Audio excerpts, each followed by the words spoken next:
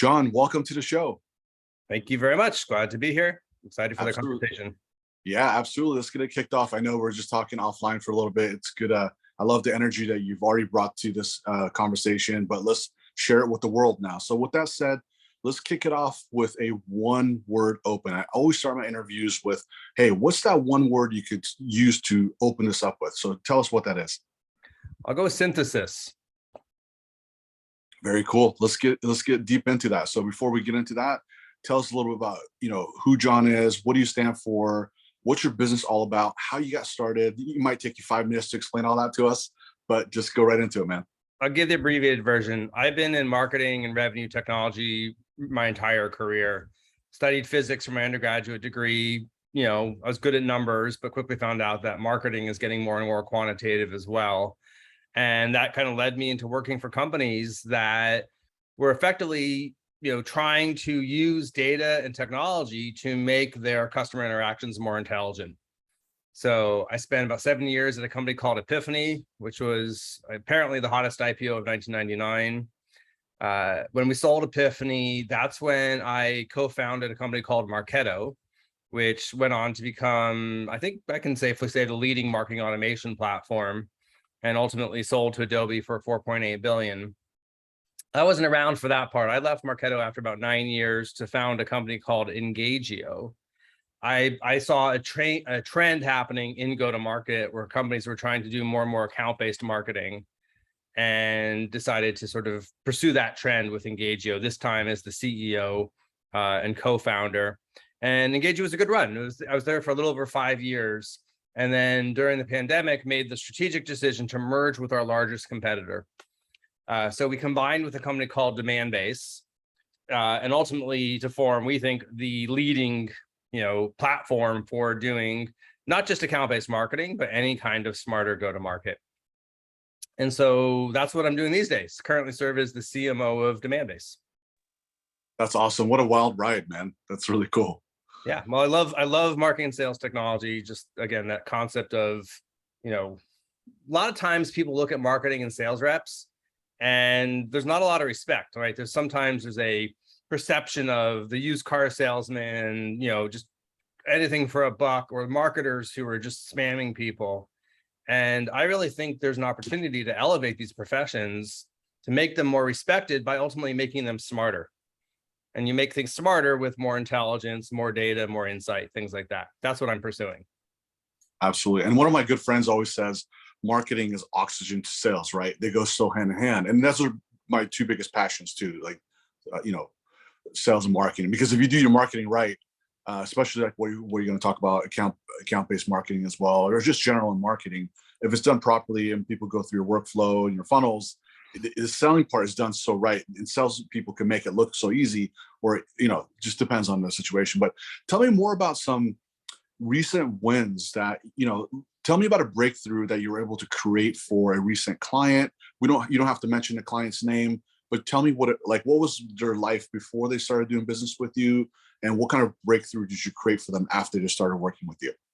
Sure. Well, I'll talk about a company called, it's all name, called Matillion. I'm also happen to be an advisor to them, as well as them being a demand-based customer. So I know their story well.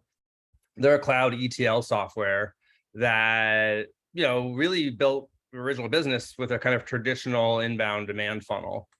But like many companies, they wanted to move up market and sell. They found their best, most profitable, most valuable customers were larger companies. And so they both put in place an account-based strategy and acquired Demandbase to use it. So what they did is they started with our data and our intelligence. We bring insights to the table around which companies are your best fit, the companies most likely to buy from you, based on who they are, sometimes what technologies they use. In Matillion's case, if you're a Snowflake customer or an AWS customer or a Databricks customer, these things really matter to them. And so we were able to bring that data to the table, as well as other predictive analytics, to help them identify their ideal customers and ultimately tier them into a tier 1, tier 2, tier 3, tier 4 in terms of their kind of potential value. And then they can start putting in place smarter orchestrated ways to interact with these customers. so they defined an account journey. So you can almost think about the stages that an account might go through on the way towards becoming a customer and beyond. So let's just say there's like a qualified stage. These are accounts that you're interested in, don't even know who you are, or an aware stage. Okay, you're interested in them and they know you're about your category. In Matilion's case, they're maybe researching cloud ETL, but they're still not really engaging with them. Then you might have an engage stage, right? So this is accounts that are now actually coming to the website, downloading content, attending webinars. Maybe there's one person in a trial, something like that. And then we help them define a stage that I call the marketing qualified account, or the MQA. This is a play on that classic MQL, or marketing qualified lead, but it's really understanding what's happening at the account level. And then opportunities and customers and post-sale stages, right? So it's sort of bringing the rigor that salespeople apply to a sales methodology, but to the entire account, life cycle. And then they used our analytics to understand where each of those tier 1, tier 2, tier 3, tier 4 accounts are in that journey. And then they started customizing their campaigns accordingly. So for those top of the funnel ones that you're qualified but aren't even aware of you, that's brand advertising. So they're able to use Demandbase's technology. We have our own DSP for B2B advertising that lets them put their ads just in front of the companies they care about and the people at those companies who are the ones who are interested in cloud ETL. So it's very targeted advertising to create awareness with the right people at the right companies, drive them to the website, start engaging with them, and then bringing the sales team into the equation. So when that account hits an MQA stage, showing that interest, showing that engagement, you can automatically kick off, a sequence, an outreach, or a cadence in SalesLoft, or just alert the salesperson that this is going on. And you start to really create this orchestrated sales and marketing revenue engine.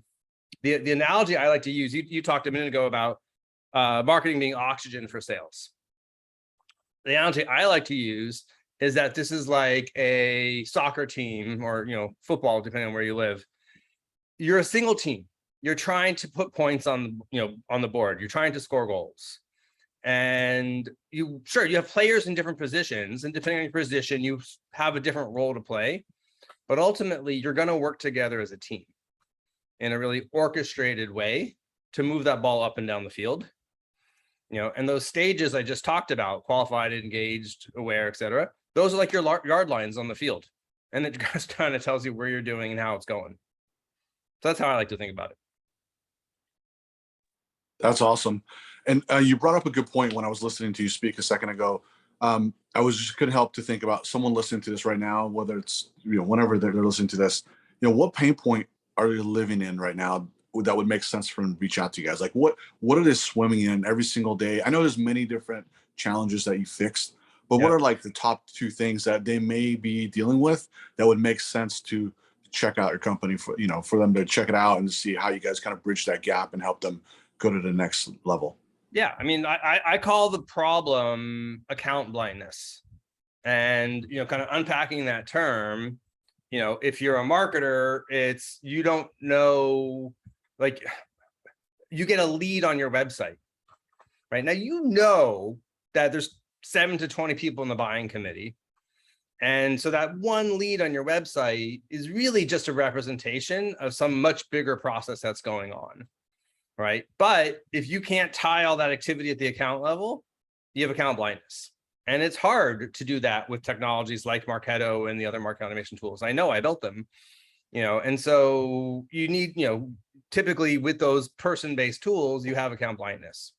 If you're a salesperson or an SDR and you're ready to start doing your outbounding, your prospecting, right? And you log into the Salesforce account tab, and there's just this big list of accounts and you don't know who to call first, right? That's account blindness. Or you say, okay, I'm going to call into this particular account for whatever reason you've chosen it, but you don't have the contact information for the people you need. That's account blindness, or you don't know what campaigns people have responded to or what they've shown interest in. That's account blindness. And then the biggest kind of account blindness is happening because buyers are doing more and more of their research anonymously. Back in the Marketo days, people would come to your site, they filled a form to download your white paper, and you could track that. Now people know if they filled a form, they're probably going to get calls and emails they don't necessarily want. So they're doing their research anonymously on your site, and they're doing more and more of their research off your website, on G2 and Trust Radius and on Slack channels and just researching web articles.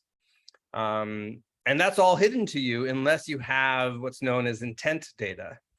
Intent data tracks what all these companies are doing out on the open web and brings information to you about, hey, which companies are showing interest and surging interest in what you do. So all these different things are kinds of account blindness, right? You're making hunches around where to prospect. You don't know what to say. You don't know who to reach out to. You don't really know what's going on. That's what we're going to come help solve. Is bring all that together, bring our account intelligence to the table, and then help you activate that account intelligence to actually create more pipeline, engage with your customers and prospects. Awesome. Thanks for bringing that forth, because I know a lot of people are swimming in that, like I was saying a second ago, and they think there's no hope for them. But now that you have the solution for them, they could check you out. So give out your website address too. That way they can find out more information. Yeah, well, the company's called Demandbase. So demandbase.com. What I recommend, I wrote a book. It's called Unspam Your Brand. It's the definitive guide to a smarter go-to-market with account-based marketing.